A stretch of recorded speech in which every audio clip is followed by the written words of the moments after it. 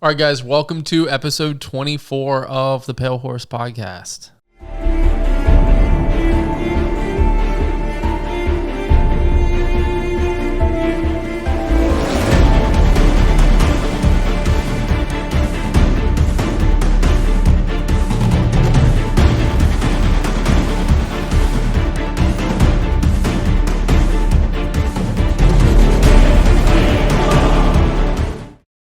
All right, so here with me, wonderful Shawn. Shawn, let you introduce yourself to all the guys who may or may not know you.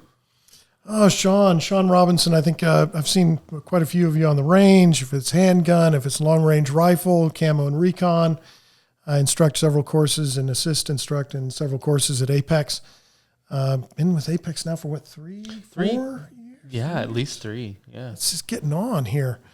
But happy to do some podcasts and some topics. So happy to be here. Yeah, so I'm sure most of y'all know Shawn teaches concealed carry, teaches long range, some of the camo and recon, old school sniper.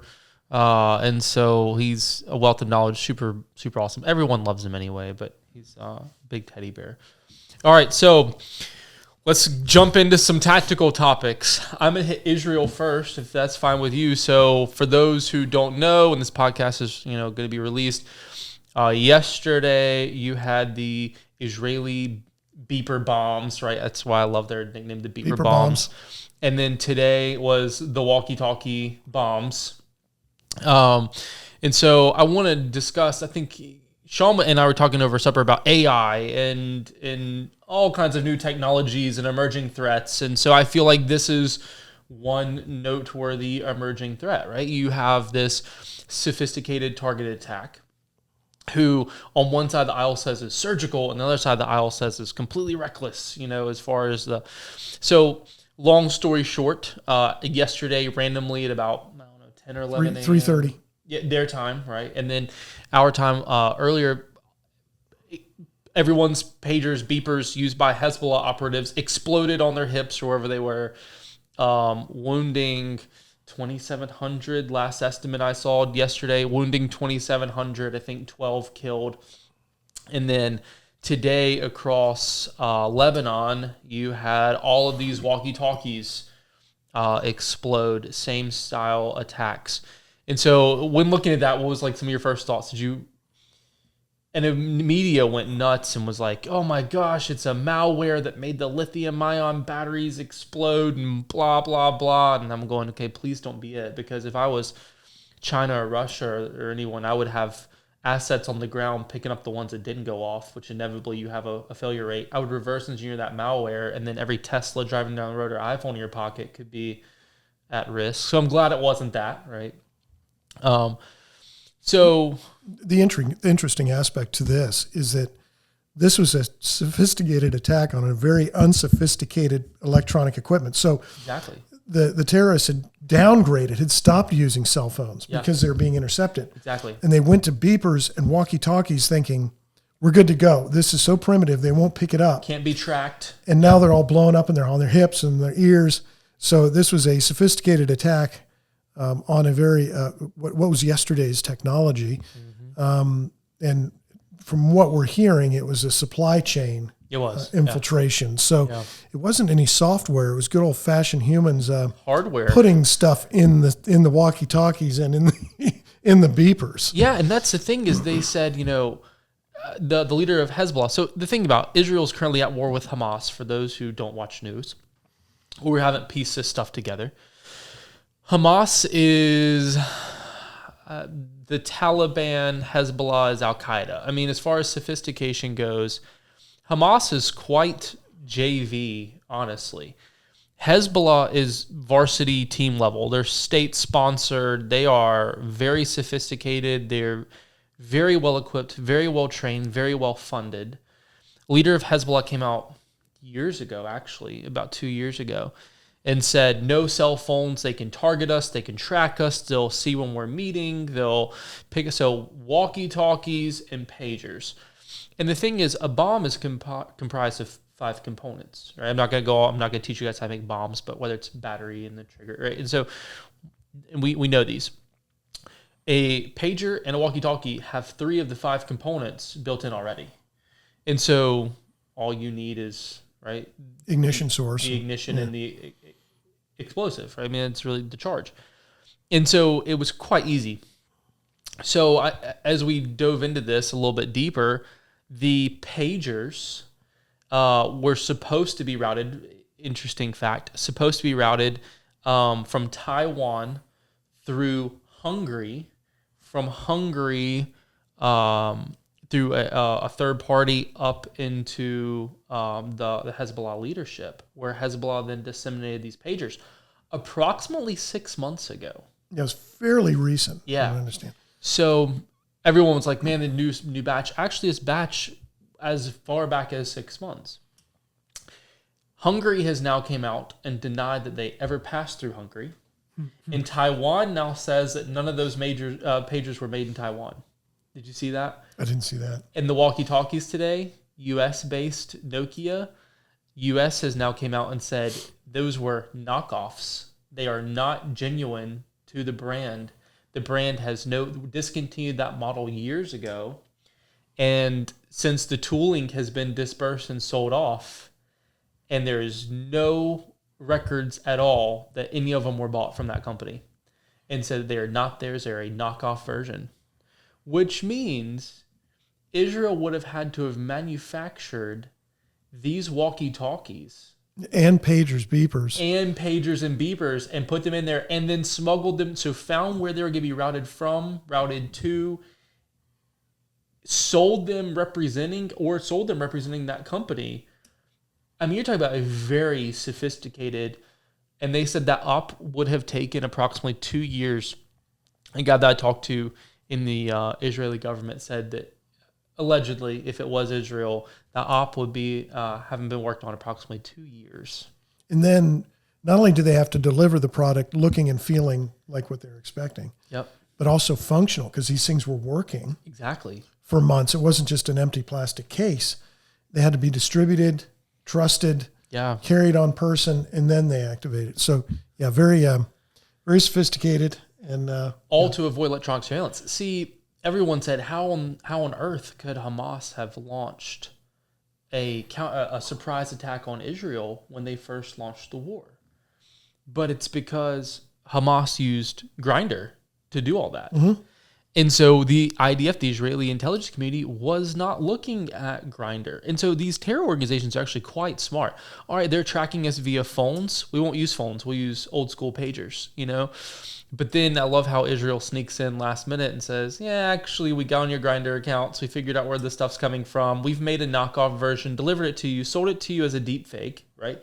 Goes back to what is true anymore with all the deep fakes and the false technology.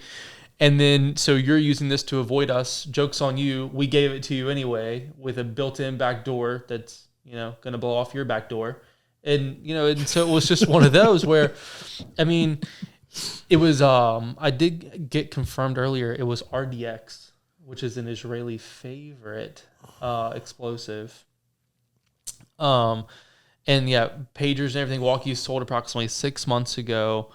So the big thing now is, so you had Hezbollah planning, which they now have admitted through intel failures, planning a massive attack on Israel.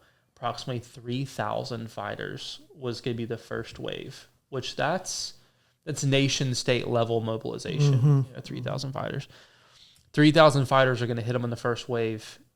Israel caught wind that the attack was going to get carried out within, they say, estimate 2 weeks. so when we've been hearing, of the buildup at the borders, both borders, Absolutely, for some time. Yeah. And at one point, they were saying there's going to be attack within 3 days. That didn't pan out. But Right. again, nobody has pulled back yeah. on the border. So clearly, yeah. So approximately 2 weeks out attack, and Israel said, nah, now we're going to blow all your guys' hips out, and so you've got 2,700 in the hospital. And then today they shifted gears and said, all right, no more beepers. We're going to go right to walkie-talkies, and we're going to shift from mobilizing. These were all in Lebanon. They were all going Beirut. And so they're like, all right, we'll go to Beirut. And now all of a sudden the walkie-talkies are exploding in hands. So you can't hold guns and you can't walk. So we just took out your mobilization force. Today they estimated 400 wounded. So now you're over 3,000 wounded. and you had an initial force of 3,000 going to go in. So it's, joke's on you. The downside. Now a lot of that was probably leadership that had the beepers and the walkie-talkies. They were all. Are they in that one brigade, or I just don't know. If so the report I got was they were all operational assets. Okay. So suspected fighters, possible leadership, guys who are going to be on that first wave, most likely. The downside is, of course, it's being sold as surgical because the beepers only had a small charge to, kill who was wearing it. The issue, there is a lot of wounded children coming out of this because guys put them in the house and beside the bed, and they were sitting randomly around in vehicles, and now they're going off causing head-on collisions. And I was at a dinner maybe yesterday or maybe lunch yesterday, and I asked, we were all sitting around, operational guys, and I said, what would you do? And they were all like, man, I want to get home. Natural answer, right? And I'm going, no, I wouldn't want to be on the roads because if these phones are exploding or pagers exploding, that's head-on collisions, that stuff. So that was a downside currently that I see is while it was targeted, it really wasn't that targeted. It wasn't surgical. It was not surgical. It's not what you call surgical now. So then it's going, man, there is a lot of, out of the wounded, approximately 300 of them are kids and innocent women, out of the 3,000. Not a bad, honestly, it's not really a bad ratio, but still unfortunate. And so then the question is, could they have done something different? Should it have been more surgical? But if 3,000 fighters would have crossed the border, how many Israeli women and children would be killed? Look at when Hamas launched their attack. What was that? Over 1,700. Yeah, and hardly any of those were combatants. Yeah, virtually none. I mean, maybe 20, 30. So the opposite ratio. You had a couple of combatants and a bunch of civilians. Yeah. I think it was actually quite smart. I do support it. I mean, I do. I thought it was a very, very good tradecraft as far as that goes. Smart idea, worked on for clearly about 2 years, put in place 6 months ago. I mean, that's pretty solid. What is fascinating about this is you have in this day and age essentially one side of a conflict shutting down command and communications. I mean, really, did anybody think anybody could shut down command and communications in this day and age? And between surgical strikes, assassinations, and now this, Hezbollah is having real trouble probably communicating in a way that is confidential and secure. Absolutely. Without the Russian method, which is basically plant a couple of huge radio jamming vehicles in the middle of a electronic theater, warfare trucks, and just jam everything. Right. Israel's going about this in a way that, you'd really have to be nervous if you're a military leader, a high-level military leader in Hezbollah at this point, at the fatality rate. And how do you communicate with your plans and with your people and then still live? And morale. I mean, think about what it does to morale, and that's why I love snipers, right? I mean, devastating morale. The morale is, And so I think they're smart. They're truly playing. They're playing with 007 James Bond style technology. I mean, but it truly is. It's tradecraft.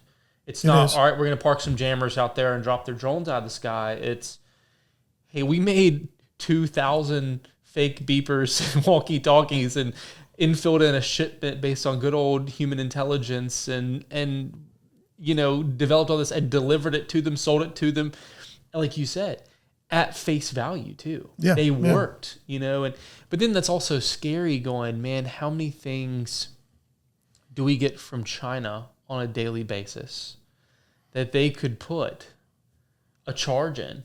What if everyone's iPhone, 14s went off in their pocket, or everyone's Teslas, or insert scenario if it's battery operated, but there's long been suspected, and I don't know if you have any intel on this, but the cell phones coming out of China and the chips that are used all over the place. We know what's going on in the California docks, that the cranes were, cameras installed that are going straight back to China. Yeah. That's proven. So what other backdoors have been put in where there's intel collection going on? It's frightening because there has been suspected, and people have actually pointed at code saying that certain chips coming out of China or certain devices coming out of China do have a backdoor that could be exploited within, if they're on Wi-Fi or something along those lines. Sure. So it's yeah. So take the Baofeng radios coming from China. What's stopping them from putting 2 ounces of PETN or RDX in them? Or the My Little Pony toys coming out of there. I mean, it sounds awful, but what's stopping? So I think we've entered truly a new era of warfare where, drones was the biggest thing 3 years ago. And that was drones are the new thing of warfare. But now it's going, what's stopping malware or just good old crafty below the belt, manufacturing supply chain? What's stopping that? Or biological agents on supply chain for food. And again, something of a new issue, right? So there's been, World War II, there's been supply chain challenges through all sorts of wars. Do you have enough steel? Do you have enough oil? Do you have enough? But this is different because so many things are being made abroad. Right. And contracted and subcontracted and subcontracted. Yep. So you're not really sure, as Hezbollah was, not sure who exactly was building these devices. Sure. They came over, they had all the right symbols on them, all the right stickers, all the right, they looked right, they felt right, they functioned, but in actuality were built someplace else and were built with charges in them. And RDX, if memory serves, that's fairly exotic. That's not everywhere. Is RDX everywhere? It was favored by the IRA, which Israelis also trained them. So it's if it was like PETN, that's usually found in Middle East. RDX is usually more sophisticated, really. So it's, if IRA was using it, it's been around a while. I was just thinking absolutely. It's a first world explosive, not a... It's definitely guerrilla, but guerrillas with training. First world. It's blasting cap. If you think about it, it's simply a blasting cap. And so it's just interesting how I think we have drone warfare was introduced, with Ukraine and Russia, and it's changing the battlefield. It has. And now I think we're going to see supply chain sabotage, I guess is a good word for it. I think that's going to be the next. I still think bioweapons is a problem. I think there's going to be targeted supply chain. Even if you look at Taiwan, what's going on in Taiwan? Okay, so you said things are made abroad and contracted through someone else, through someone else. How many PDs, police departments, or even military members or JSOC do we train who have fake cat tourniquets issued to them by the department or the DoD? A bunch. We see it all the time. Every TACMED class. There's officers or active duty who have been issued a cat tourniquet and they're fake. There's some Chinese knockoff made from somewhere else and they're built to failure and we break them in class. How's it any different? It isn't. Yeah. And it's frightening because when you start getting into, the software and even the hardware, as we're talking about chips, and this kind of, intermingling and buying stuff that's been made abroad and subcontracted has been going on for so many years in the search of higher, faster, stronger in the sense, it's cheaper, it's just as good, or it's better. And we can make it as fast. And again, that's, where capitalism says, hey, if you have an advantage on making chips, i.e. Taiwan, the business is going to go there. Yeah. But again, in the earlier world wars where I was going is that there were supply chain issues, but most of the stuff was still made in the country that was using it. Most, not all. Right. And the ones that weren't, the things that weren't were like, okay, we're getting oil from this person. An ally. An ally, or we're getting, iron ore from this, right? Could it be messed with? Yeah, but it's much harder to mess with that. So these chips are so sophisticated. The software is so sophisticated. The millions of lines of code. Who's to know that there's a couple thousand lines of backdoor code in there? And I know these sort of backdoor codes and things have been exploited already. So we know they're there, and it's what's next? Yeah, I think you'll see more denial of service attacks with those financial, GPS, energy.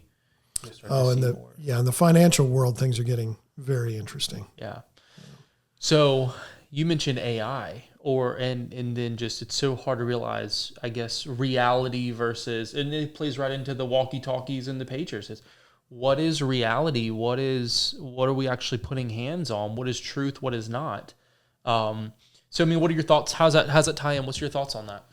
So yeah, just looking into when we talk about truth, or what do you believe, right? Well, they believe those beepers and those walkie-talkies were just fine, right? And they were gonna get around all the surveillance, and so I did a little piece here. Is truth getting elusive? And let's look at some of the things that have happened recently, and then we'll get into some of the AI aspects of this. But you look at where do you go for truth? Do you go to a news channel? Heck no. Do you go to Google? Do you go to the Bible? Right. Okay. That hasn't been changed yet. Let Disney get their hands on it. Well, let's just say it depends on the version. But where do you get to go for truth? And a lot of times you go to history. Sure. Look at what's happened in the past. Well, we've seen history try to be altered recently with the history of the United States, and focusing on all the bad aspects of the United States, and ignoring all the bad aspects of every other nation state or empire that's out there. There is no civilization on this planet at this point that doesn't have blood on their hands. Full stop. Absolutely. There's just no way around it.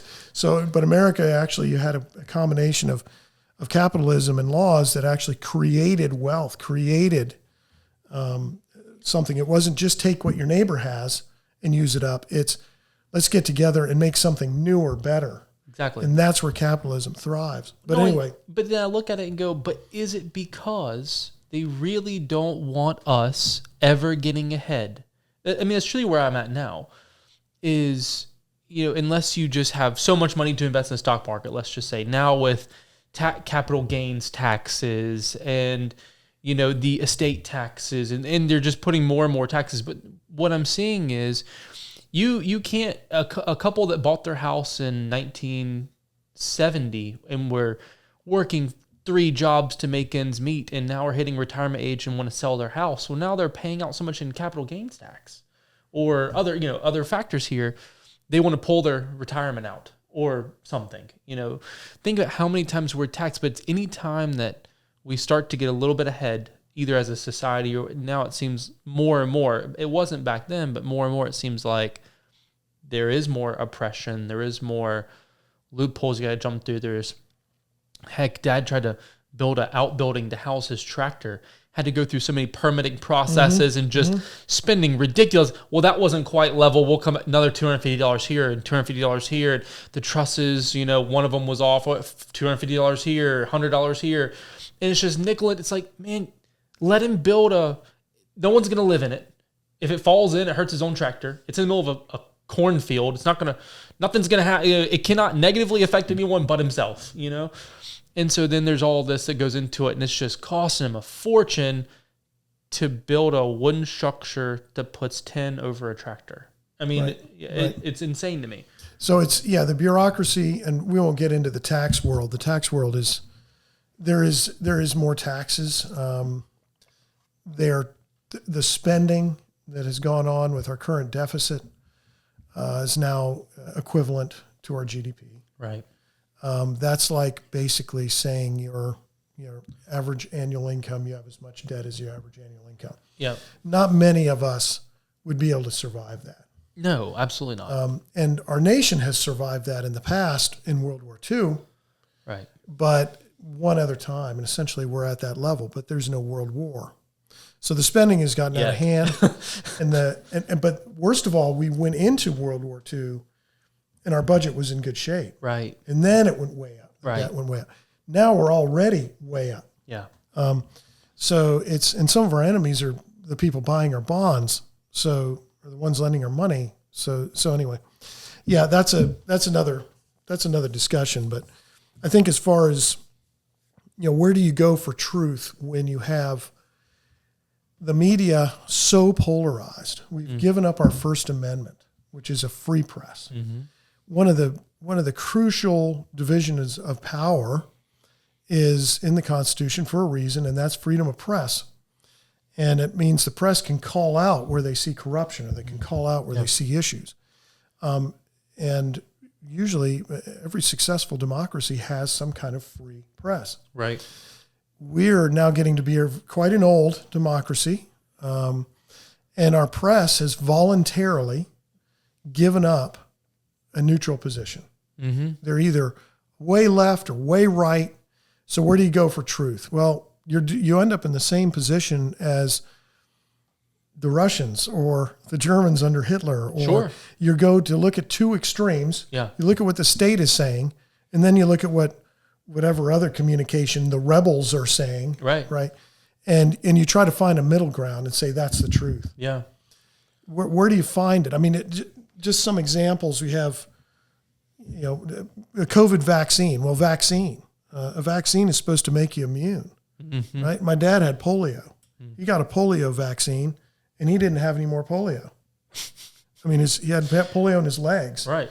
That was killing people by the thousands back then. But he got the vaccine, no more polio. I know people that have had 5 and 6 COVID shots and get COVID every year. Right. I mean, and now they're saying if you get COVID more than 3 times, you have 70% chance of long COVID and complications. So this is not a vaccine. This is like a flu shot. Which is a scam anyway. It really is. I don't know that. They say it helps elderly and folks that have weakened immune systems, but I don't know. It's not a vaccine. It's not. Grandma got the flu shot 3 years in a row, got flu within 2 or 3 weeks after every time she got the flu shot. She doesn't get the flu shot anymore, hasn't had the flu since. I mean, it's just when we go overseas, we get vaccines for all kinds of things, which makes us smallpox and real vaccines. Yeah, exactly. Yeah. So, I mean, more things. I mean, John F. Kennedy, some of you out there might have seen this, right? John F. Kennedy was a Democrat, as we know. He believed in free speech. He was a lifetime member of the NRA. He was a big proponent of the Second Amendment. He believed in tax cuts. He was a veteran in World War II. What is a Democrat today? I mean, that was a Democrat, John F. Kennedy. So that's why a lot of older folks, are struggling with this left and right and Republican and Democrat, because there's been a complete flip-flop. Absolutely. So, another aspect is recently on Fox News, they asked Google AI, what is it, Google Assist or Alexi or whatever, why should I vote for Trump? And Google responded, well, we don't give political recommendations. And they said 5 minutes later, why should I vote for Harris? It says, well, we don't give political recommendations, but Vice President Harris has a great diverse background, and it went into this 5-minute recommendation for Harris. Now, this is your AI. This is AI today. Someone had to write that to do it too, by the way. Right. And it was done intentionally. It was put in there. So gave nothing on Trump, and then this big recommendation for Harris. This is bias in AI. So when you go to AI and say, okay, well, where's truth? I'm going to go look up some history. A close relative of mine tried looking up white slavery. Couldn't find anything on it. Only blacks can be enslaved. Okay. And we know slavery through human trafficking is going on all over the planet. It's actually probably more now than it's been at other times in history. Yeah. It's not recognized by the press. It's certainly not recognized by AI. We're talking sex slaves, labor slaves, crime slaves, all sorts of slavery. We have China openly enslaving some of its people and making tennis shoes, running shoes. Organ harvesting. Slavery is in this world, okay, clearly. But the only slavery we seem to concentrate on, and certainly AI concentrates on, is slavery that the U.S. had, okay? Not any other country. Which is still going on today. Which is still going on. Right. So again, where do you go for your truth? And you have to really start thinking about where are you getting your facts, and do you need to try several sources? Do you really need to? You really need to earn your opinion. That's something I heard recently on a. I like that. It was on a talk radio show. Earn your opinion. In other words, did I watch the Harris and Trump debate? Yes, I did, because I knew the next morning I was going to be told what to think. Sure, and we saw that. And we went to one news station, and Harris steamrolled him, and go to another news station, and Trump wasn't quite as sharp, but he had all the one-liners. So who's right? Well, I said, I'm going to earn my opinion. I'm going to watch the bloody debate and make my own decision and make my own mind up. Because in this day and age, AI isn't going to give it to you. The press isn't going to give it to you. So the only thing left is really do some in-depth research and try to earn your own opinion. And it's too bad. It's too bad, because there was a time when you could look at the major news organizations, and they may have a little bit of a bias, but generally they were journalists. They were going to report the facts. Walter Cronkite. This is what happened today. Exactly. This is what I think you should think about what happened today. This is what happened today. Yeah. Wall Street Journal still does a lot of that, but they have their opinion section. Right. Some of the European news channels are okay, but again, even BBC has fallen. France. France is awful. France. Even BBC has fallen left. Yeah.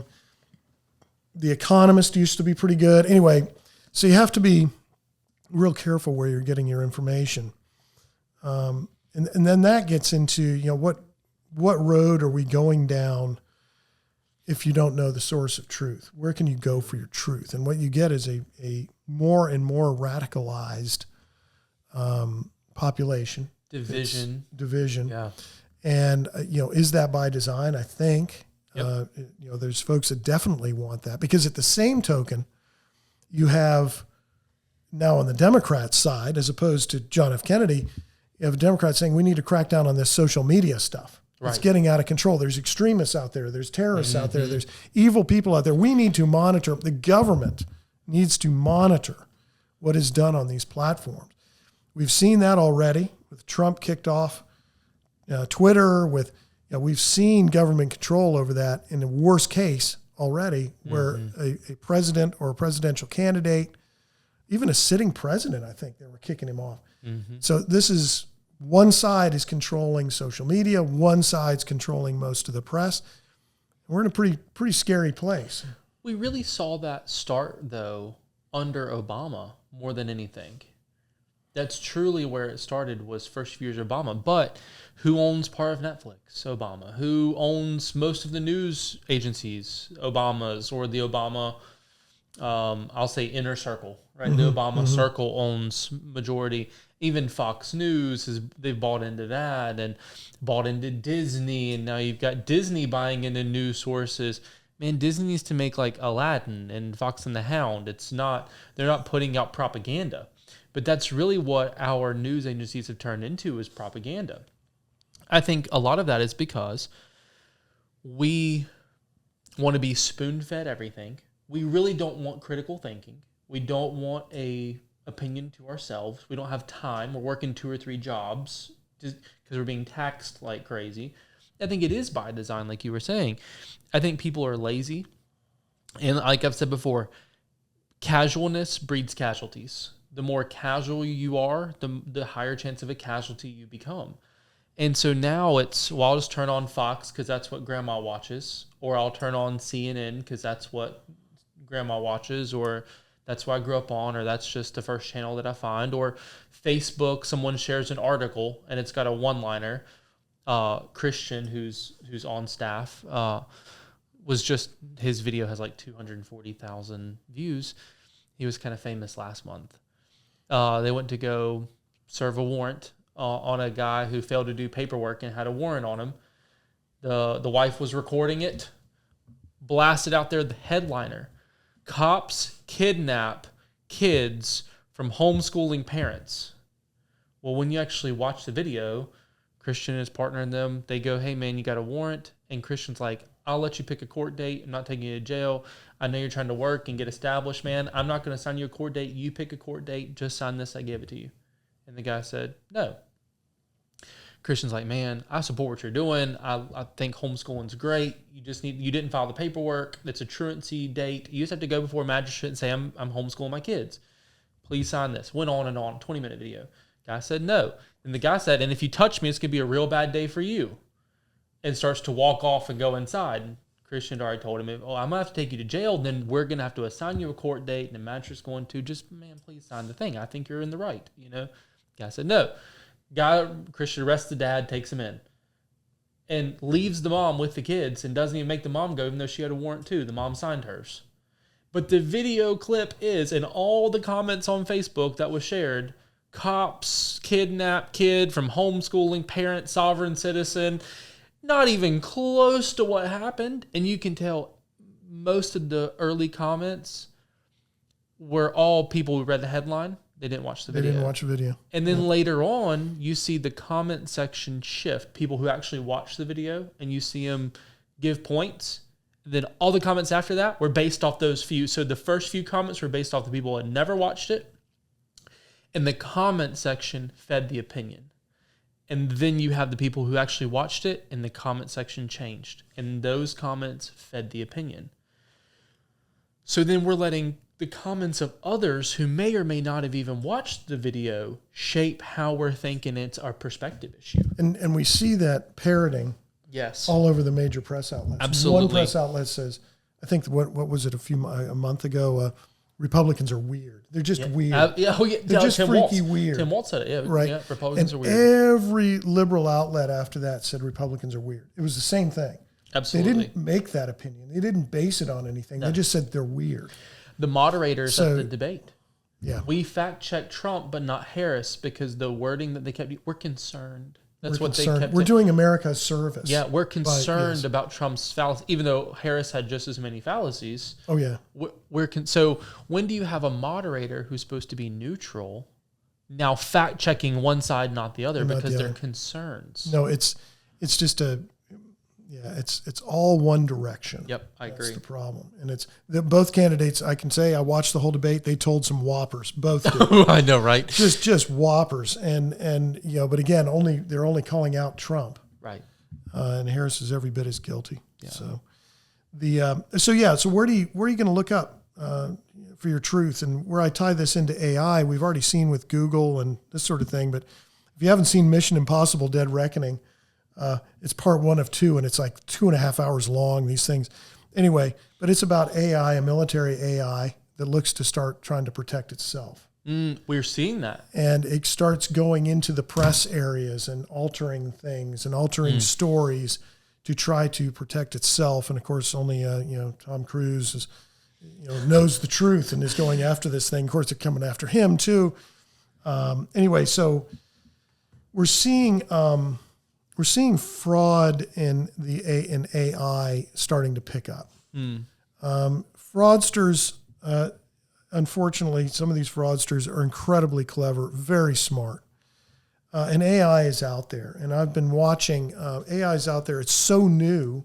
Honestly, even a lot of the experts have struggled to kind of get their hands around it and figure out what are the ramifications. We know that Elon Musk said, if used incorrectly, AI could be the biggest threat since nuclear weapons, perhaps more, to society. Yeah.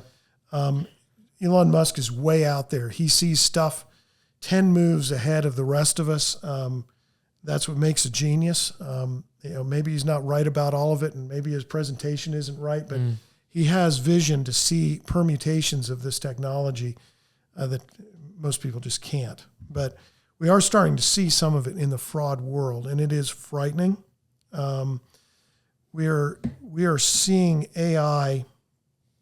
I'll give you some numbers. So, in 2022, $48 billion in losses in the United States alone from ID theft. November 2022, one fraud ring brought in $660 million in 1 month. In 1 month, $660 million. My next door neighbor was likely one of these. Okay, elderly, said that his computer had been encrypted and they had all his information, and if he didn't pay him in Bitcoin, this is not a stupid man. This is an engineer. He didn't call me. He didn't call anybody. Even the bankers warned him, and sure enough, he provided the Bitcoin, and they took off with it. And I think they unlocked his computer, but he was lucky to do that. Wow. Anyway, it's just a sham. So AI is given fraudsters three things that we're seeing. And this is from a presentation I saw, a webinar. It gives them speed, scale, and sophistication. So it gives them speed in the sense by using AI, they can quickly evolve and customize their frauds. So there's somebody out there with AI, with the speechwriter, can do a spearfish on Ryan saying, hey, I make tactical gear, and I'm very interested in you reviewing our tactical gear. Can you give me your address and information and bank account number so we can get started doing business? The grammar will be perfect. The address might be real. Everything. None of the old sloppy grammar. Oh yeah, I love those. The Chinese grammar. Yeah. And all the cases are wrong. The punctuation's wrong, because AI is writing the script, and you can literally say. And I watched users do this. I haven't done it myself. Go out to AI and say, write me a script for a phishing email, just for educational purposes. And there it is. There's the script. Okay. It can do the same thing with basic viruses. Yeah. Again, for educational purposes. Right. This is in the world domain, not just in America. This is in the world domain, and there's no controls over it. AI is for everyone, right? So it gives them speed. It gives them scale. So now they can scale up their fraud attacks on not a couple thousand emails or maybe some emails they bought in the dark web, but now millions, because they can use AI to scan for older emails that may have not, oh God, how do I put this? They're starting to be able to scan for like passwords. Yeah, maybe a password hasn't changed in years. Yeah. Things like this. It's scary what this thing can do. So it gives them scale so they can go much bigger. And as we know already, there's call centers full of criminals. If they get a 1% hit rate, they make hundreds of thousands a day, because they're sending it out to millions of people. And they have to have a success rate. Otherwise, they couldn't sit there and keep doing it. They couldn't keep doing it. Right. And some of the people working the phones are slaves. Yep, sure. Absolutely. You answer this phone and you bring in a certain amount of money, or you're out of here, or your family is, or whatever. You starve. It's all sorts of stuff. Like I said, slave criminals. They're doing criminal acts under coercion. Sophistication, no misspellings, enhanced social engineerings, images and sounds. The sophistication is the one that scares me the most. So I watched as a info security professional, was doing this webinar, and went out to a site and took a copy of her video and her voice, put it on this free website that, again, the state actors are a hell of a lot better than this. Yeah, absolutely. But this is a free website. And all they needed was 15 minutes of video. And all of a sudden, in a short bit, here was this same lady who's an info security professional, okay, telling you everything you shouldn't do in her voice and her expressions. You should use the same password everywhere. Don't change it. It's just a hassle. Write it down someplace easy you can find. Put your PIN number on your card, because who needs the hassle, right? All these things. She's saying it in her voice, the opposite of anything she would say. So this stuff is already out there. So what does this mean to you? Let me give you one more war story. This has already happened, late 2022 or maybe in 2023. Corporate senior managers are called together on a video call. Their CEO is on the video call asking for funds from senior management to finalize a deal with a vendor that has become urgent. Again, we'll talk about the red flags of fraud, but it's become urgent, and they need to wire the money to him right now. And it's his face, it's his voice. Just like you're watching this podcast. Do you know if this podcast is AI? Anyway, so they wired the money. It was a scam. Money gone.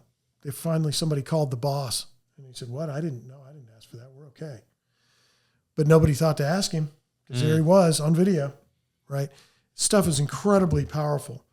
I will say that right now in the United States and the governments all around the world are scrambling to figure out some way to watermark or identify something that's generated by AI versus original content. Absolutely. Yeah. We know they can't. FTC has had a bunch of proposals. I've read some of those proposals on ways to do a watermark or some kind of glitch, that makes it, makes the picture fuzzy for a second. Some way to tell that this is AI generated and not the real thing. The ability to detect these things is very, very hard. And even fraud professionals that live in this world are basically saying, especially with the state level actors, I can't tell.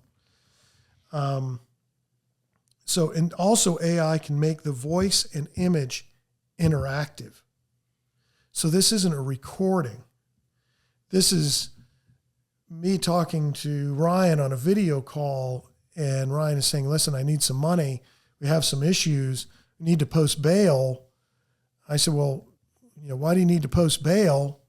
He said, well, we got caught outside our zone. So it's actually interacting with what AI is saying. What was the most probable response? Now there may be some stuff there that would raise an eyebrow. It's like Ryan wouldn't say that that way, right? Yeah.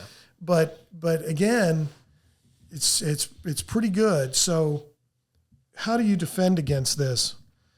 We're already hearing of situations where a distant relative or a friend, as determined by social media or Facebook, calls or texts or emails. They need money quickly to post bail for urgent medical needs, or they've been kidnapped. There's all sorts of scenarios. The voice and even image of the relative is accurate. Again, you have to look for the red flags of fraud. This may appear to be your relative, your friend. Why do they need money right now? Why are they calling you out of the blue? Why are they using Facebook when they usually text me? Why are they calling me? It's my one free phone call from jail, whatever. Or this is the only ones that the kidnappers would let me use. The same common denominators are the fraudsters haven't changed. They're just changing their methods. Right. They want money or information. They want it now before you get wise. Yep. It's motives versus methods. Right. And they're going to create a crisis for you to do that, whether it's we've locked your computer, if somebody's been kidnapped. And the only way around this is to honestly take a step back and call the person on a number and see if you can get a hold of them, because where is truth? Call their phone number, call a relative, see if they've also been contacted by this person, if they've been or in jail or something along those lines. So this is coming to a computer, to a phone, to a text, to an email near you. This AI stuff is spreading fast. Right now, the criminals are figuring out how to use it. And once they do, it's going to be a whole nother world of fraud. We know fraud is already at high levels. Just using the tools that are available today, mining Facebook, mining social media, figuring out your relatives. I think my mother, the day that she turned 80, they know exactly when you turn 80, because that's when mental cognition takes a step down for a lot of people. She got spearfished and calls, and they quadrupled the day she turned 80. Yeah. So they know how old you are. And again, she can turn around and say, this seems strange, and send it over to me. One of these spearfishes via email to get into an art gallery was so good. It copied a real gallery so well that I actually had to spend 15 minutes digging into it to find out it was a farce. I mean, it was good. I have one better. My ex got a phone call. There's always red flags, right? Ex got a phone call driving to work, 8:30 in the morning, and he said, hey, is this... It named her name, first and last. And yes, this is Agent so-and-so with the FBI. We're just trying to let you know, following up on a fugitive task force, you have warrants out. And so you need to come in and she's like, what for? You graduated from this university this year with this amount of debt. And we know that you didn't pay your student loan payments. And so there is a warrant taken out on you and she's like, what are you talking about? I pay my student loan payments every month. No, unless you pay this amount right now, right? You need to go down to your local police station, right? And turn yourself in. You have warrants. She was like, this is too fishy. She hung up on him. She called me freaking out. They knew my name. They knew what year I graduated, what university, how much debt, etc. Knew her last address, etc. And she's like, did I just hang up on a real FBI agent? I said, hold on 1 second. I said, shoot me the number. She shot me the number. I put it in my phone, and it's the FBI field office in Raleigh. So they spoofed the FBI. The true FBI field office. So I know quite a few of the FBI agents in North Carolina, of course. I just hung up, picked up my phone and called one of them. And I said, hey, man. He's like, what are you doing calling me, at 8:30 in the morning? And I said, this just happened to, and he knew of her, to my ex. And he goes, what? Hold on. Let me make a phone call. And at the time, she then called. I said, hey, do me a favor. I said, call the ATF office, which is Fusion Center in Raleigh. Call the ATF office. They're in the same office. I said, I'll call one of my buddies. You call the ATF office, and said, don't use that same FBI number. The secretary at the ATF office answered, said, oh, no, honey. Said, this is a thing. The FBI is getting swamped with people calling back, freaking out. And said, no, I'm so glad. And then my buddy hit me back and said, no. He said, but they're spoofing our number. And I said, oh, I know, buddy. I got it. So her name, address, they dragged a ton of information from the internet. That's a full that's huge OSINT packet. Yeah. I mean, open source intelligence packet on a target. Yeah, that's anything that's out there on the internet is fair game. I mean, I was informed by DOD that military records were breached. This was years ago. Yeah. Okay, it's like, okay, military records? I mean, they got everything. When you go in the military, I mean, they're checking everything, measuring everything. They know everything. And it's like, wow. So that's out there. Okay. So, I mean, I wait for the day that a fraudster or somebody calls me and says, are you formerly, Shawn Robinson, Sergeant, U.S. Army, and knows everything. Because, the circumference of your butthole, they know it. Yeah, they know it. It's like, man. It's scary. So just be alert and like in Ryan's example, right? They wanted money right now, something right now. Yeah. Something they needed, money or information or you to do something that won't necessarily help you, but will help them. And it needs to be right now because everything is about, they know once you think about it, there's going to be a problem. Mm-hmm. I've had a next door neighbor try to scam me. I thought he was a friend. He's now in jail. But besides that was before all that. Seemed to be a real nice guy. Yeah. Prior service, all this. Oh, wow. And started hitting me up for some money. And I had to sit back. This is in at my kitchen table. And I had to sit back and realize, oh my God, this has all the flags of a fraud. He wants the money right now. There isn't anything about, well, I'll pay you back when I find the silver mine, And it's like, so I told him what I did for the bank, and I don't think he talked to me again. Because then he was asking me how can I launder? Oh, nice. Money. So I said, oh yeah, well, I work in anti-fraud and terrorist finance, anti-money laundering at the time. So I have FBI and Treasury on speed dial because of that. Yeah. And he made a quick exit. So. But I couldn't believe that. So you never know when this stuff's going to pop up. Right. And it's again, where are you going to get your truth? Where we're going. So ask yourself that if you're watching Fox News 24/7, you're not getting the whole truth. They try to get people come on from the other side, but the other channels, they're not giving you the whole truth. So where do you get it? I keep waiting for a news channel to emerge that is true journalism. There's Newsmax put themselves out there as true journalists, and we just give you the news, and we're unbiased, and we care about you. And I watched about 2 hours and saw the bias. Yeah. I was like, okay, so when is somebody, because I would think somebody could make a lot of money and a lot of market share if they just reported the news. But then there's power. And then power's corruption. There have been a few that have started. And within 2 years, they got money, power, and they've been bought out and sold out. And yeah, they either sell out their true company or they sell out their ideals or they. But it goes back to we're a society of my truth. That is the stupidest line.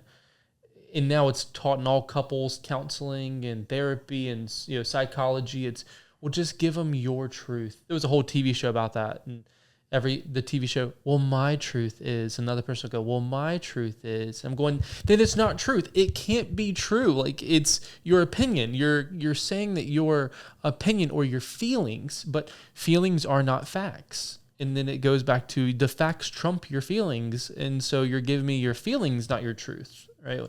And the word truth has been so heavily muddled where there is no real truth anymore. Yeah, it's getting scary. Now, not that this is the first time in history there's been propaganda. Sure, yeah. I mean, it's been all over the place. You would just think now in this day and age of, we're closer to perfect information than we've ever been.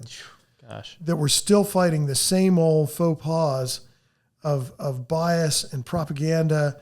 And it's funny because it's like, that was the days of old newspapers and stuff and government controlled press. And I thought we overcame that.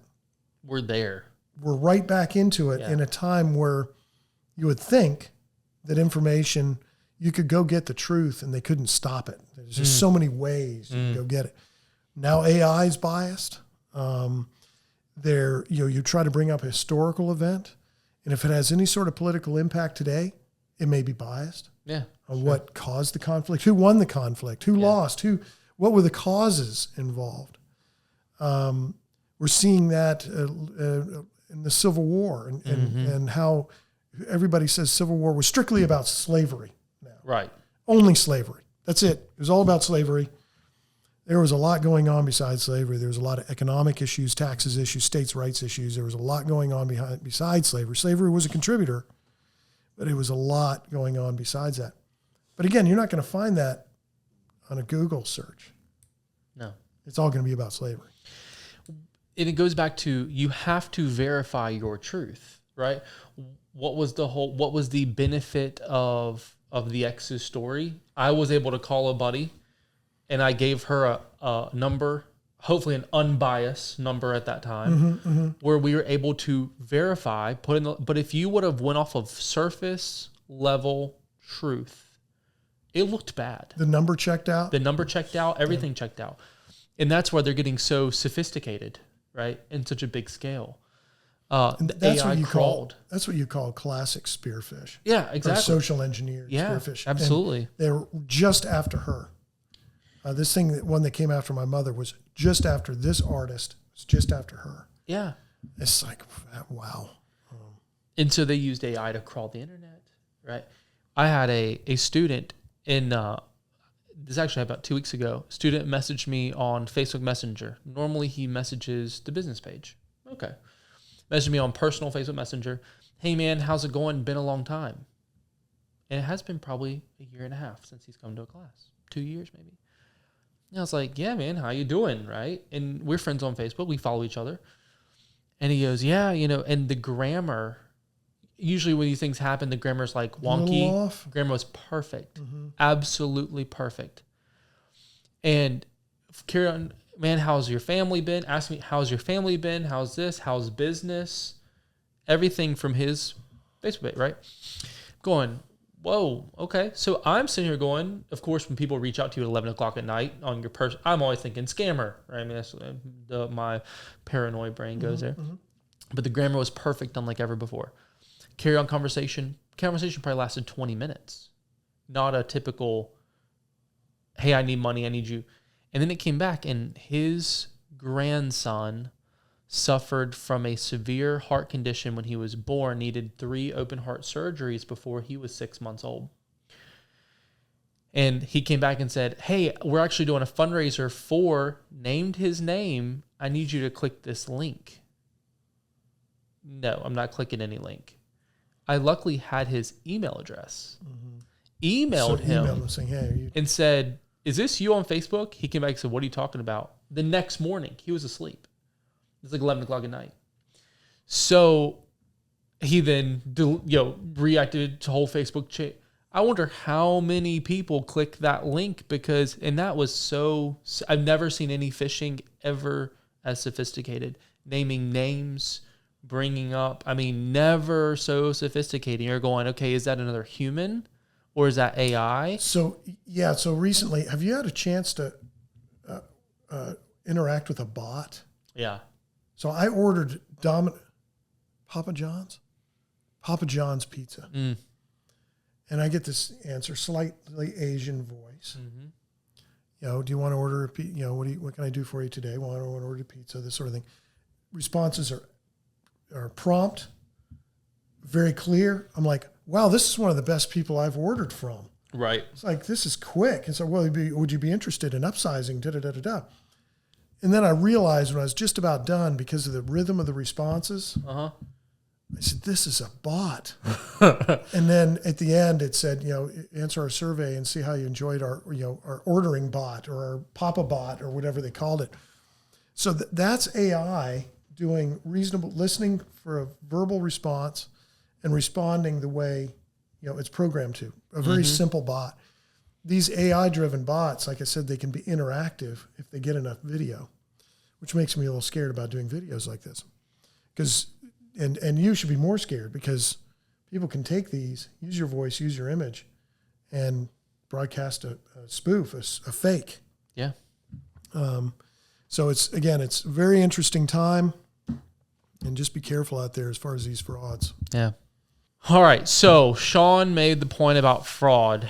It needs to be now. There's some red flags, as we would call them, right? So that brings me, and I end up saying, even meaning to, your facts don't trump your feelings. Or your feelings don't trump your facts. I'm going to change that and say, but your faith should trump your facts. So there's going to be a time, as we were saying, that reminds me, in the Word where there was a now problem and a solution. So if you think back to Jesus' first miracle, there is the water turning into wine, right? And we look at that story, read it surface level, and we think, man, but there really is so much beautiful symbolism here. But if you think about it, so for those who don't know, there's a wedding, right? And the guests drink all the wine, and this would have been a long process. And at that time, you have... That would to run out of wine at a wedding would have been so shameful. Just shame and disgrace, and and that's a community where everyone knew everybody, and that would have been a big problem. So then you have Mary who comes to Jesus, which I love her faith in this setting, because think about this point: no one had ever seen Jesus do a miracle, and we forget that. Mary goes to Jesus and says, we're out of wine. Why was that her first inclination? Why would she make that a Jesus problem when Jesus never had performed a miracle before? Right? We have to think about that. And so there has to be a faith over facts or feelings there. A mother knows these things, right?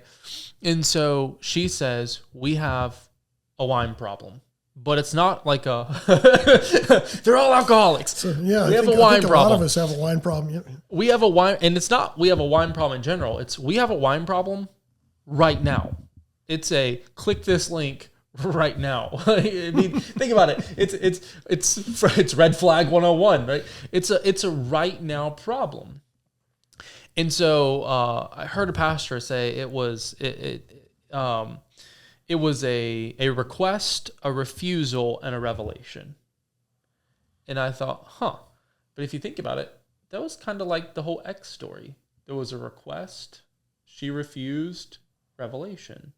The link, that my buddy, it was a request, a refusal, and a revelation. So you tie it back to, well, how do we verify truth and what do we need to do? And let's wait for the revelation, right? And so Jesus doesn't say no. And so often we get a not now or a not yet from God, and we take it as a no. And Jesus doesn't. He actually counters with a revelation. He says, why is this my problem? My time has not yet come. What he wasn't saying is, my time has not come to do a miracle. What he's saying is, water is old covenant, wine is new covenant. What he's symbolically saying is, it's not time for the water to turn into wine. It's not time for my death. He's forecasting his death at this point. And we look at it as, well, Jesus is saying no, because it's not time for him to do a miracle. It's not what he's saying. He's shifting a perspective. He's going, you think that, us being out of wine is the big deal right now. But in reality, what is to come is a bigger deal. There is a greater revelation here. There is a bigger problem. These people are going to be thirsty for wine, but we're going to fix them being thirsty forever, right? The water that you don't have to continuously drink. He's the everlasting water that quenches thirst. And so he's pointing actually to his death at this point. And I imagine him doing this with like that older teenage smirk, like you're the sly, crafty, like, my time has not yet come, but he's trying to change their perspective from a right now problem to a broader perspective of, this is not just a right now issue. This is a broader issue. Yeah. I'm not a trickster. Yeah, exactly. I'm here to do certain things. Exactly. And so Mary, I love her, like typical mom response, pays him no attention, right? And just looks at the servants and says, do whatever he says, and like walks off. Like that's how it reads, which I actually think is there's just so much good here, And then I think Mary didn't have to convince Jesus to do the miracle. She never did. He actually never said no. We think he said no. We read it as a refusal. But in reality, it wasn't. It was a revelation. And so she doesn't say, oh, he just said no. Really what he's saying is, not now, in a way. And I love the faith that she didn't have to convince Jesus to do the miracle. We feel like we do half the time. She had to convince the servants to listen to Jesus. She never said, please, Jesus, do the miracle. She said, whatever he says, do it, and leaves. And I think there's so much truth there. So often we're stuck trying to convince others or ourselves or anything else. But in reality, or we're trying to pray and pray and pray and convince God to do this miracle, right? Sometimes we just need a greater faith and more obedience. It's usually what we need. So then Jesus says, all right, here's what I want. 6 pots over here.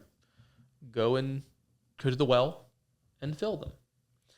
I don't know why in my head, before I actually dove deep into this story, I imagined the pot's already full of water. He snaps his fingers and they're instantly wine. That's what I thought, right? I don't know why I had that in my head, but he was a genie, snap fingers, and there it was. Okay, that's what I'm picturing, right? Doesn't he pass his hand anyway? Yeah, exactly. He like spit in one. I don't know why. I just imagined 6 pots in the corner, clay pots, instantly wine. That's not how that happened. If you read the story, they have to go out to the well, the servants do, and fill the pots.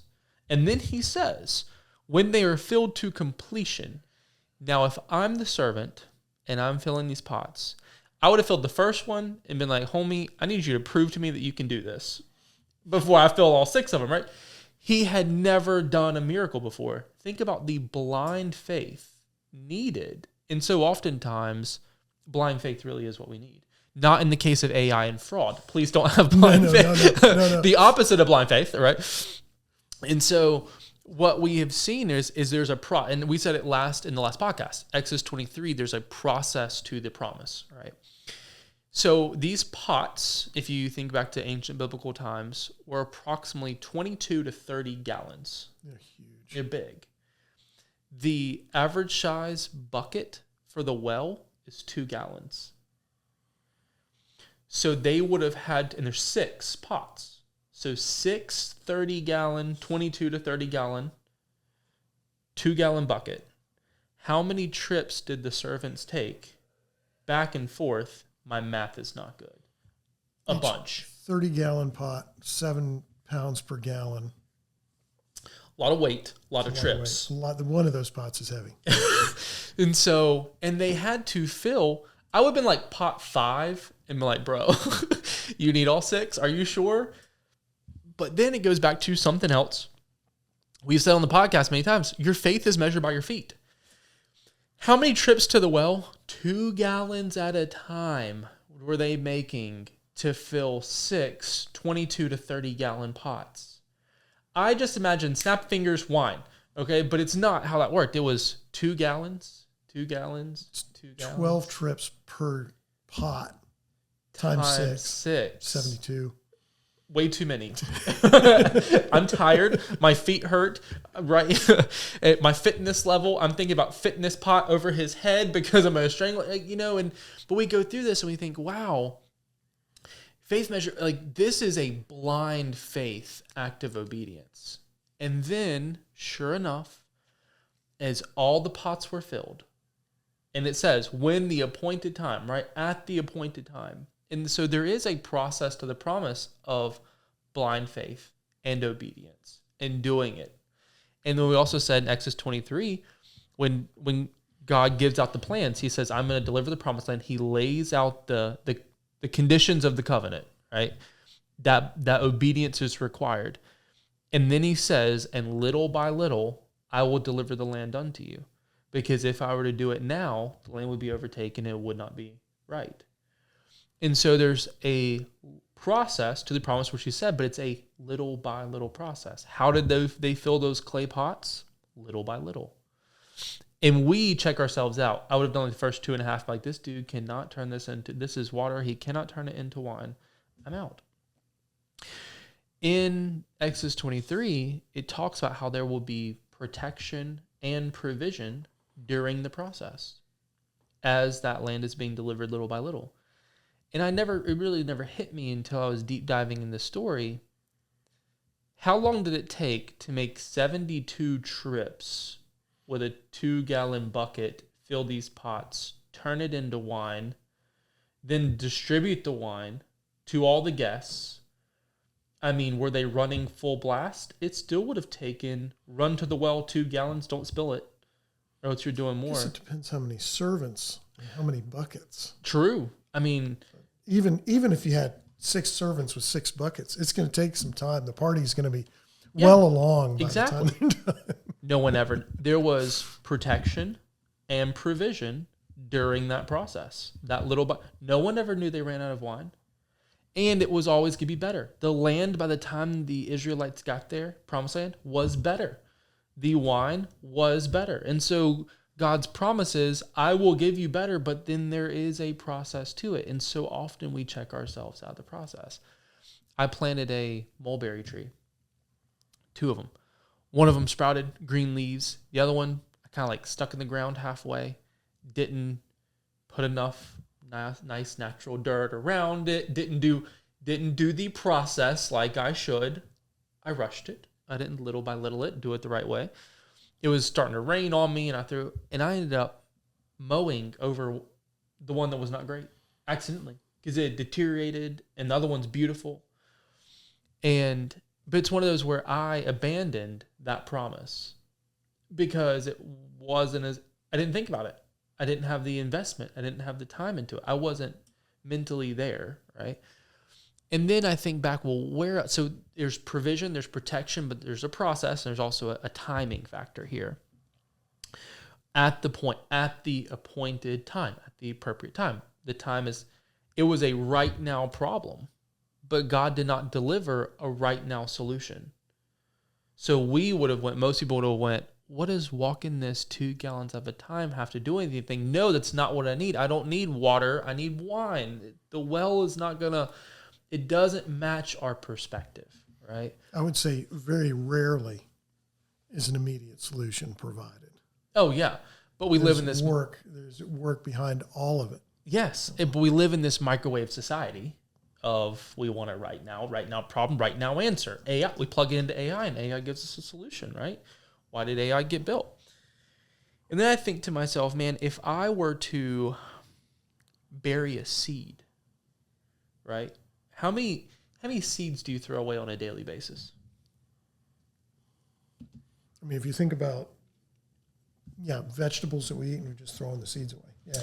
How many peaches did you eat this summer? Or avocados? Or any normal fruit that we eat? Jalapenos? Sure. I have all my jalapeno seeds from this year. How many Americans eat a peach and throw away the pit? But what if we planted each seed that we take or each pit? What could we have? But are these fruits and vegetables genetically modified so they don't germinate on their own? Probably. Yeah, probably. But I think about that.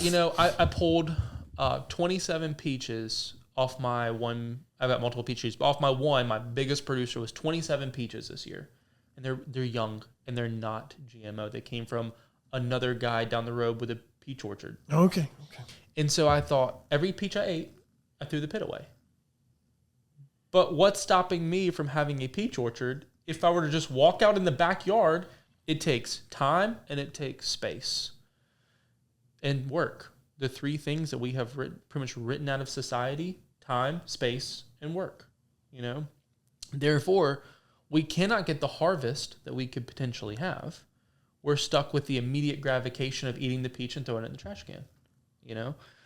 And so next podcast episode, I'm going to talk about that. I'm going to talk about the pit, talk about the peach. But going back to the well, there's such symbolism here for the appointed time and the perspective. So Jesus' first miracle, I'm going to tie this together, and I didn't ever see this until recently.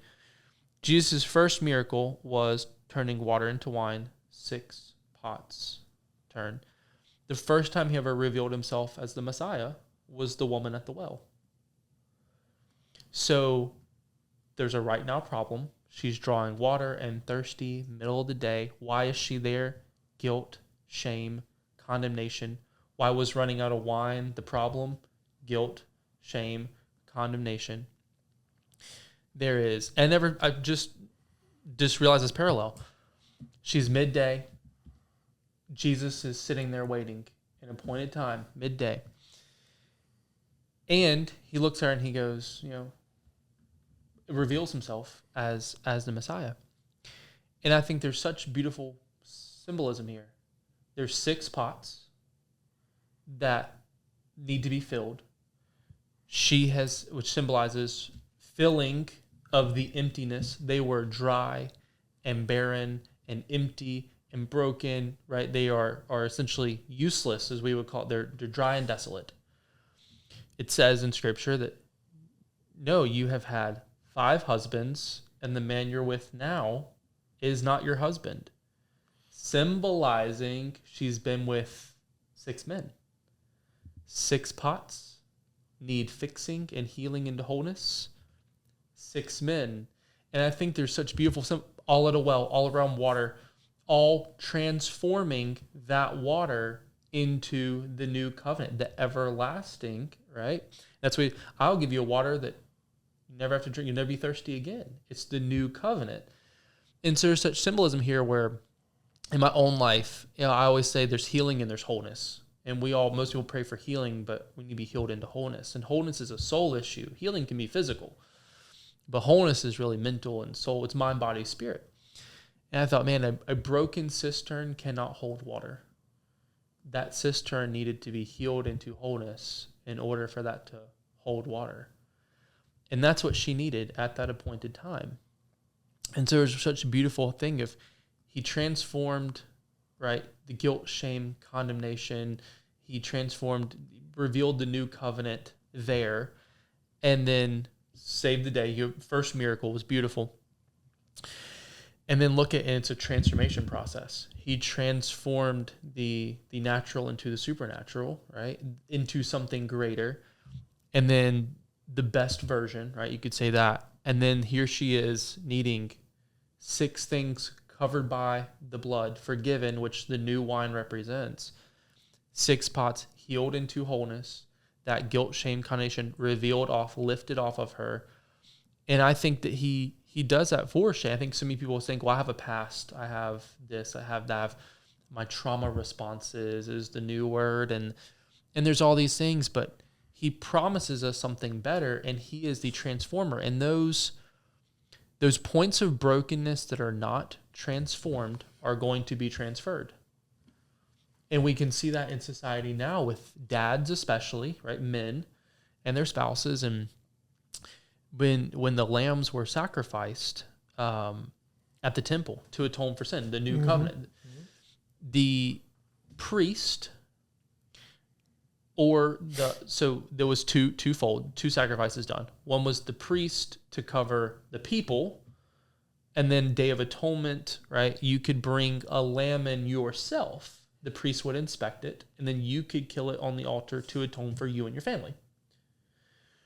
And that's OT. It is. It's OT. That's classic OT. Yep. Okay. The husband, the head of the household, would put his hand on the head of the sheep and confess, and then kill the sheep, symbolically transferring the sins over, washing them with the blood. And then the priest, on the Day of Atonement, would just take the lamb in, atone for the nation of Israel, all the people, and then that's what would happen. And I just thought, man, that's what Jesus is doing in these situations, is he's taking those broken pots, those empty pots, those dry, desperate, desolate, guilt, shame, condemnation, and he's transforming them so they're not transferred onto everybody else, right? And that's what the lamb does. He takes that punishment. And it just makes me go, man, there is an appointed time and there is a process. She had to keep drawing the bucket up. She didn't stop drawing water just because he said, I'm the Messiah. Then she went out and there was a promise revealed. She was, went out into the people and was really his first disciple, truly. Or if you think John 5, there's a man at a pool, right? In John 5, the paralyzed man at the pool. And it says that he had been at that gate. He had watched everybody come and go. He knew the schedule of the Pharisees. I mean, he knew everybody. He had been sitting there for 38 years, is what Scripture said. Paralyzed, surrounded by others. And Jesus walks in. He didn't know on that day that his life would be changed. He would be healed into wholeness. And I think to myself, it says that he was surrounded by the blind, the lame, and the paralyzed. And so I think, why this one? Didn't say that Jesus healed everybody. It said Jesus healed this one. And then Jesus said, do you want to be well? And he answers, sir, do you want to be well? Like, it wasn't that he was begging or climbing a tree like Nicodemus or Zacchaeus or, talking to him like Nicodemus. It wasn't any of those things. He was sitting there minding his own business, and Jesus approached him. And then instead of this great act of faith, which you would think, where he's like, yes, and I would love for you to touch and heal me, never happened. He actually said, I can't. Every time that I want to get in the pool, someone else gets in ahead of me, and there's no one to carry me into the pool, which also brings up, be careful who you surround yourself with, because I think the parallel of the people lowering the guy through the roof versus the guy that has no one to put him in the pool, it's about who your circle is. But the other dude was hanging out with the blind and the lame, and the other people were hanging out with the dudes who were physically fit. So he didn't have faith. He really didn't. He had excuses. He justified his position. He had a past because Jesus said, go and sin no more. Otherwise, something else worse will happen. So he has a past. He wasn't begging for a change. He was comfortable, complacent, and casual, and he had become a casualty. He could have tried to crawl in the pool. He could have done a million. I think he could have done more. So why this one, in my opinion? It says when Jesus realized he had been there, right? And this is on a random Sunday. He had been there for a long while. And so it was one of those where he was hopeless and helpless. He was stuck. You could tell his faith was stuck. And I think many people get in those ruts. He thought he was buried and not planted. Right? And so he had no idea on that Sunday that the master, the healer, was going to come in, right? And so everyone says, well, what do you do when God gives you a no or a not now or a, right? There's a process and there's an appointed time. And sometimes God's like, not now, or no is just a not you. David wanted to build the temple and went to the prophet, and the prophet said, yes, great, build the temple. And then God goes, I didn't say that. His motives were good. Everything was good. And God said, no, you're not to build the temple. I mean, we think there'll be a noble cause, right? And he said, you have too much blood on your hands, and this is going to be a temple of peace. And so what he ended up doing is he had David write all the Psalms and the songs that was used. And then his son Solomon, who did not have all the blood on his hands, built the temple. Are we okay with God saying, not you? All the rest of those people that were lame and crippled and paralyzed all around the one guy, that was a not you answer. And so are we okay with a not you?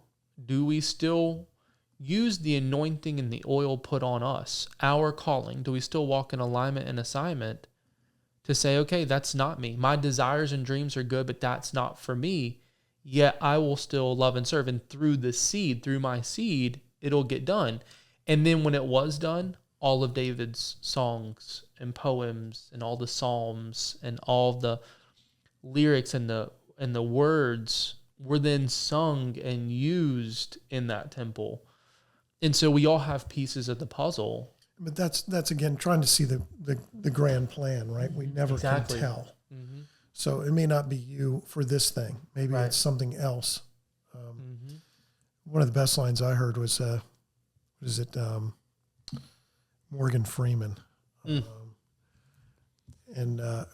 like Jim Carrey. I'm trying to remember the name, where he bestows the power of God on a normal guy. Oh, was it Bruce Almighty? Bruce Almighty. And I think at one point he says, he starts granting everybody everything. Yeah. And it ends up with tragedy. And he says, well, I tried to grant everybody their wish, everything that they wanted, and the personification of God says, so when do people know what they really want? I mean, so it's getting to this. You can't see the grand plan. Maintain the faith. Put in the work. Yeah. Stay on the path. Exactly. Right? And it'll be okay. It's just maybe the particular goal, that one goal that you wanted, isn't in the cards. Maybe something better down the road. It's just hard to see it. It might be for you, or it might be to you, or it might be through you, right? And those are three options, But you're right. It's one of those where for 38 years he was there. And so he was where he was planted. And so we see ourselves so often as buried versus planted. But the only difference is, are you growing roots and are you producing fruit? Life or death. That's the only thing that's different between buried and planted. If you grow roots in God and you grow upwards and grow fruit, and fruit comes from it, a harvest comes from it, that seed was planted. It wasn't buried. But if there's death and decay and nothing ever comes from it, so I think all those people who were sitting there outside the pool, they were buried.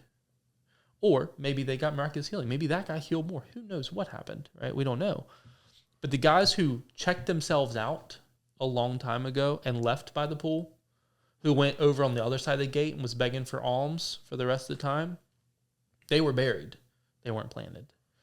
And so there is such a process to that promise. That lady, if she would have, at the well, or if the servants wouldn't, think about how many little by little choices we can make to check ourselves out of that miracle, to completely just sabotage that miracle, because we go, it's a no, right? But it's not a no. It's just a not now. And how many of us are comfortable waiting 38 years for something that we've never imagined on a random Sunday? Some guy will walk up and say, get your mat up and walk. He imagined him would take him up, pick him up, carry him to the pool, set him in the pool, and the pool would do the healing, not the master healer and the faith. Or I think Moses crossing the Red Sea, I would be like, all right, chariots behind me, Red Sea ahead of me. I say every time I would swim it, right? But we get there. Our choices are, we could go back to Egypt, go back to slavery and bondage. How many people try to overcome a porn addiction or a failed marriage or whatever, and they go back to those old habits, back to Egypt. Abusive relationship. I've seen that. That's a beautiful one. It's a great example. Absolutely. We go back to those old habits. A buddy I try to disciple, a mentor, he's like, hey man, I keep going back to anger with my kids. I keep going back to old habits. It's hard to keep going forward, right? And then so we get to that point, chariots behind us. Most of us would have surrendered, went back to Egypt. You could go left or you could go right? You could juke them and run, but wheels are faster than feet. Chariots are going to catch you. Exactly. So we go left and go right. We veer off course of the path, and we're overrun, right? Or we try to swim and we go forward and then there's alligators and, we die, right? So then we're stuck at this crossroad, and Rod always says a crossroad's a great place to be if you have a good compass. Right? I mean, think about it. But then so then Moses says, Exodus 4:14, I think. He said, or 14:14. He says, be still, God will fight for you. And people's even said that about me and my relationship stuff. Be still, God will fight for you. If you read verse 15 and 16, they did not need to run backwards, run left, run right, run forward. For the moment, they needed to be still. It wasn't a no or a not now. And verse 15 and 16 literally pick up and say, God says, go forward. Hold on. Forward is water. What do you mean go forward? We're not going forward. We can't go forward. Then he says, stretch out your hand, and the sea splits, and they're able to go forward. But we have to start taking those steps of faith. We can't go forward. No, that's not the right answer. Left, right, back. Or we can't panic and go left, right, back. We can't panic and click on the link, right? Or give the money, call the FBI and say, yes, I'm so sorry. I'll give you your $30,000, right? It's a be still, get the discernment that you need, right? But we're a society of instant gratification and moves, right? Get the discernment. Listen to what God's telling you to do. Understand the process so you can walk perfectly in obedience.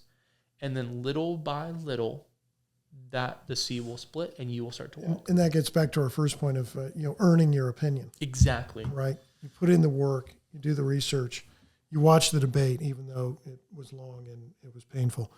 But what was said, what wasn't said, where people are inserting, falsities and, spinning it. Some of the quotes taken and some of the quotes we hear, fractions of a piece of what something Trump said, when the actual full statement was total opposite of, it's like me saying, I love cyber criminals. And they quote that when the full statement was, I love cyber criminals going to jail. Right. Right. I mean, it's that sort of stuff. So you got to earn the knowledge and the opinion by watching and collecting all. Think on it a bit. Yeah. Go deeper. See the parallels. We mentioned that last time in the episode. Find the parallel of Scripture. I didn't realize until I did a deep dive on Jesus' first miracle, and I was like, where does that also tie? When did he reveal himself first as a Messiah? And then it comes, and then I'm going, wait, 6 pots, 6 men. And you start to do the parallel. And it's like, man, there's a beautiful story to unfold, and there's always something to go deeper in. All right, so we're getting close to time. What are some things that guys need to be preparing for? I said last time, stock up on antibiotics, right? We have this list. I have my opinion, right, on what people need to be prepping for right now. I want to know what you feel like people should be prepping for, and we'll see if we're on the same page. Well, okay, real quick. One of my focuses is fitness. That's mine. And in particular, fitness after 40. I'm not 40. But you have yet to arrive. Fitness after 40. So recently, as I was telling Ryan, I did the Murph Challenge. This is done every Memorial Day. I recommend it. It's Lieutenant Murphy, who was KIA in Afghanistan. And it's a fundraiser for veterans of Afghanistan and folks that have either lost family members or PTSD, et cetera. You can look it up. It's called the Murph or the Murph Challenge, the Murphy Challenge. And what this is you run 1 mile, you do 100 pull-ups, 200 push-ups, 300 air squats. That's just squats with no weight. And then run another mile. If you want to do it hardcore, you do it with a 20-pound plate carrier, which if you just look at the reps and sets, 100, 200, 300, that's 600 times 20. That's 12. That's 6 tons more work if you do the plate carrier. The reason I say 6 tons more work is really the goal is to do this in under an hour. But just completing it is okay. So I tried to get ready for one of these. I'm well over 40. Managed to do it without the plate carrier in 63 minutes. I urge you to try it. It's a combination of strength and endurance, which are the things that I work on the most. But some things about fitness after 40, consistency counts more than intensity. So getting out there and doing something consistently counts more than doing that one max bench press. And that's a big difference from lifting in youth. You know, when you're younger, you're always going for how strong can I be? How high can I jump? How, you know, the intensity, the maximum. When you get older, consistency counts more. Kind of like the guy that laid there for 38 years. Consistent. He's very consistent. Go after goals more gradually. So I gave myself 2 months to go after the Murph. That was barely enough. The Murph just about killed me. So what you're saying is little by little? Little by little. Approach your goals more gradually. No big jumps in your workout. Also over 40, anything not worked will fade at an accelerated rate. So that is something that has been a real eye-opener for me. If you don't work on something, it will fade at an accelerating rate. What does that mean? So I tend to work strength and endurance. Those are kind of my go-tos from way back. But I don't work much flexibility. Flexibility has gone down the tubes real bad, to the point that I'm having to focus on it to keep from being so stiff. And you've even seen it in some of the classes. If we've been standing there all day, it's tell me to run and do something so stiff that I can hardly move. So flexibility is going downhill fast because I don't work on it. After 40, if you don't work it, you're going to lose it. So you could get away with that when you're younger, in your 20s and 30s. I've always been able to kick over my head. Whatever, no problem. I'll work stretching a little bit now and then. I'm good. Now I can't kick over my head, and I need to work on it. So it's because I haven't worked flexibility. So anything you don't work. So as you get older, you actually have to pay attention to all-around fitness more than when you were younger. When you're younger, you can get away with stuff. When you get older, if you're not working it, it's going to disappear. All-around fitness more important than peak fitness in one particular area. One tends to be mentally stronger in older age. It's not your first rodeo. Maybe you're not first time in sports, not the first time your muscles have been hurting, not the first time you've done leg day and you can't get out of bed, or did arms day and couldn't open a door. I feel very targeted right now. Vitamins and supplements do help. There is one testosterone booster I'll recommend. Now, there's a lot of different testosterone boosters. P6 Extreme. It's by Cellucor, Cellucor, Cellucor. It's not cheap. It's a combination of roots and natural ingredients that help your body generate testosterone. So it's not a testosterone shot. It's not testosterone therapy. It's a pill. It's a supplement that helps your body tap into the testosterone. Those for low T, I know that's a big thing now. Low T, low testosterone. The food we eat and the vaccines we get. The food we eat, vaccines, the screen time. Absolutely. It's so low testosterone affects a huge number of things with men. And everybody says, well, low T, man, that means they can't get it up anymore. It's much more than that. As if there's a lot more than that. Anyway, no, it's low energy. And when you hear low drive, you say, what's low drive? Sex drive. That means you're under 40. But it's your drive to do anything. Yeah. It's your drive to work out. It's your drive to go to work. It's your drive. It's your fire to do stuff, to achieve, to stay on the path, right? That is, it's gone. It's just, you have this kind of emptiness. It's like your life force has been drained away. So if you're starting to feel that way, consider looking into a testosterone booster. Watch out for injury. It takes a lot longer to recover. Admit to yourself you're not the same as when you were 20 or 25. I ran my first marathon at 16. I ran my second marathon at 35. Half marathon at 40, bodybuilding competition at 45. So I've been fighting this a long time. I'm not like I was in my 20s. Fitness after 40 is critical to a productive senior life. And that senior life sounds horrible, but it's basically the second half of your life. Yeah. And how many folks do we know that were high school athletes and studs that by the time they're 40, they're just out of it. Mm-hmm. They're out of shape, low levels of fitness. Again, that second half of their life isn't going to be very much fun in that state. Also think about your training, even at Apex. We're getting folks coming out that are so out of shape they can't complete the training. Right. If you can't complete the training and get the skills and tactics needed to defend yourself or survive in the wild or do that land nav course or be able to walk 6 miles with a backpack or a plate carrier, how do you think you're going to do in post-apocalyptica? Mm-hmm. What you're trying to train for? Where your main mode of transportation will be LPCs, leather personnel carriers. If you're lucky, you get a horse. But yeah, leather personnel carriers are going to be your main mode of transportation. Can you do 5 miles with a plate carrier or a light pack? How about day after day? So joints get more sensitive to strain. Try less impact, walk instead of run, swim instead of run, more reps and sets as opposed to Atlas type level, Atlas lifting, which is a power lifting method from way back. I don't know, don't tell me how I learned about the Atlas method, but my shoulder came out of the socket at one point. Anyway,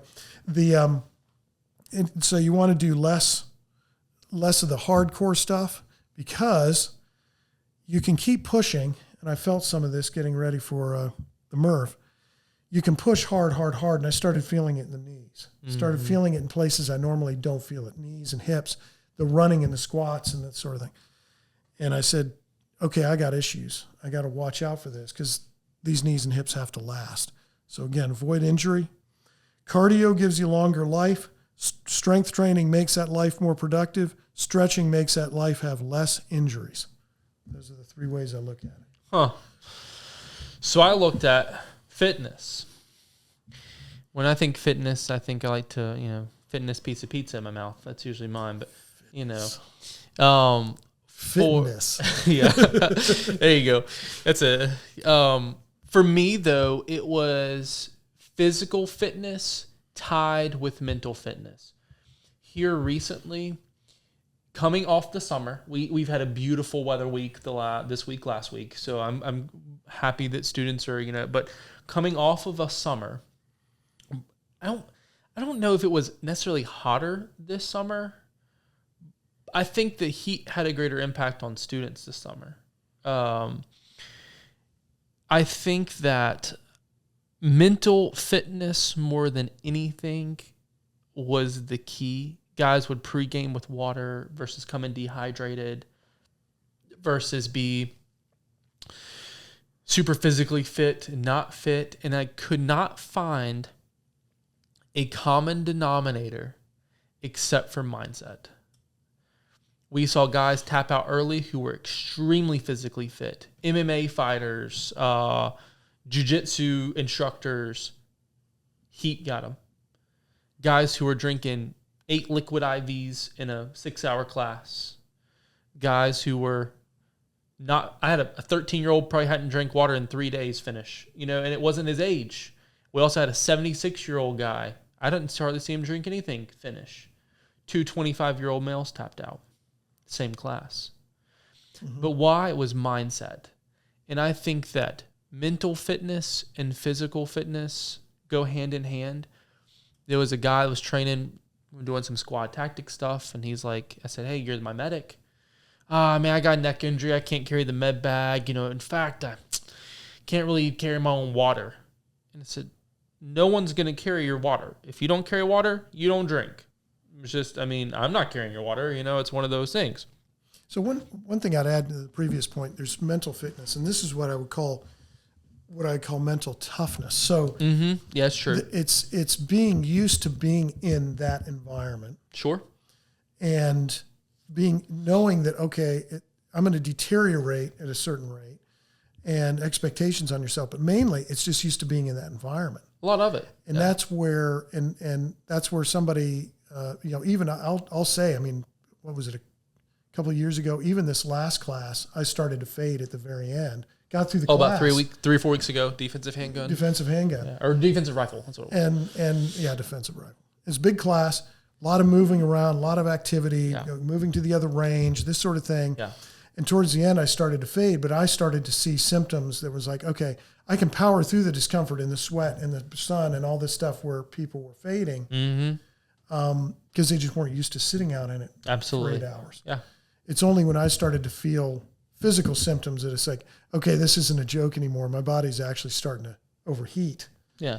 That I said, okay, I need to step back. But it wasn't, wasn't panicked. It was just like, okay, I'm starting to get there. So again, there's a mental toughness, and that wouldn't have even happened if I had been outside more. Sure. I think It's just the exposure. it's exposure, experience, expertise. Christian laughs. He goes, man, you never work out. He said, but when we're teaching a squad tactics class, you move faster, you move better. At the end of the day, it's 4 p.m. Everyone wants this little faded flower. And I'm like, let's go. I'm sitting on go. Part of that is because that's my job and I have to be. If I'm not mentally going, hey guys, let's keep moving, who's going to be? When it's 117 degrees outside and they're in kit and they've been on a flat range for the last 8 hours and they're an IT guy who sits in air conditioning seat all day. Exactly. If I'm not in front of the line going, we have to keep moving, let's go, leading by example, or if I'm not doing squat, if I'm not first on the X, then that's my job, and so who's going to, so part of that is I have that mindset of, well, I don't have the option to step back, and that's why we always have AIs and instructors. Yeah. And leaders don't, Right. They never. Yeah. And the first time the leader shows weakness, the whole unit caves. Sure. And now maybe it's a temporary thing, but then once it happened once, and nobody's superhuman. No. But it's that same thing. It's that if you're going to lead a class or lead a group, Yeah. You have to be on the X. So it looks at mind, body, spirit, right? And I think that body fitness is important, mental toughness, I like that. And then the spiritual readiness, maybe. So I'll go mental toughness, spiritual readiness, body fitness. They all go so hand in hand. The other thing that I'm seeing so many more excuses recently than I ever have. I can't carry the med bag because my neck hurts, or I slept wrong last night, so that's why I'm not pulling. I got a muscle that hurts. I can't pull my rifle in. We heard that in defensive rifle. I didn't drink enough water yesterday. I didn't pregame. Therefore, I'm going to suck today. I mean, we heard even that one class, So excuse after excuse after excuse. And they're already mentally living a lie. They're looking for a way out. They are already. And that's like going into buds or anything, or ranger school or sniper school or anything, going, well, I'm more going to, if you give yourself a way out, you'll take a way out. Israel on the banks of the Red Sea, they had no way out. Woman at the well, guy at the pool, look at those. I mean, you can't give there's no way out. And so that's that mindset of, if you're mentally weak, you will be physically weak. And one thing on a little different topic, I think we were talking before with Britt about alone.